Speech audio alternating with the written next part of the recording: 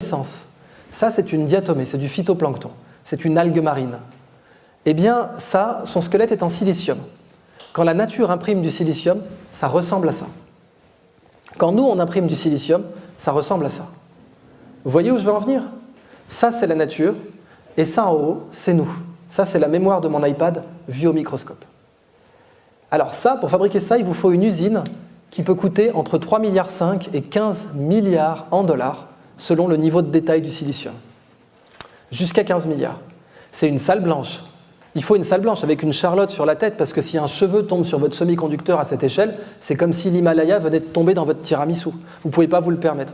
Donc du coup, il faut des conditions sanitaires impeccables. Mais là, c'est dans un verre, dans une goutte d'eau de mer. Dans une goutte d'eau de mer, vous avez des puces Intel Core i7 qui flottent. Et elles flottent en nous narguant depuis 66 millions d'années quand même.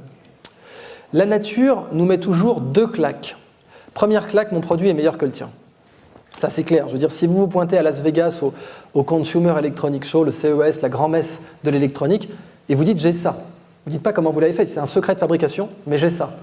Eh bien, le lendemain, Intel, ils sont morts. Le lendemain, Intel en bourse, l'action s'effondre. Ou ils vous rachètent, ou ils sont morts.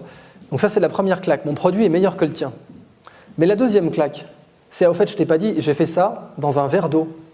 Toi, il te faut une usine qui coûte 15 milliards. Moi, j'ai fait ça dans un verre d'eau, je ne pollue pas. Sans armes, ni haine, ni violence. Et en plus, j'en fabrique davantage et ça me coûte moins cher.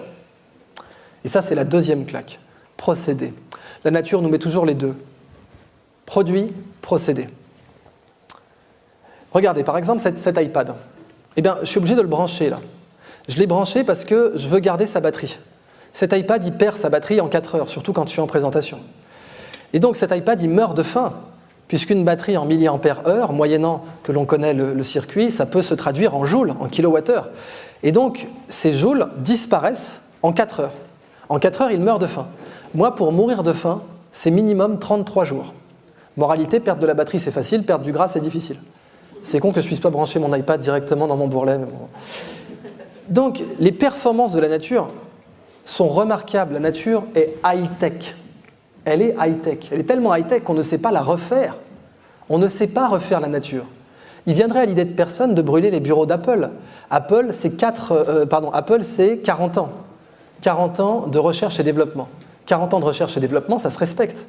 La nature fait de la recherche et développement depuis 4 milliards d'années.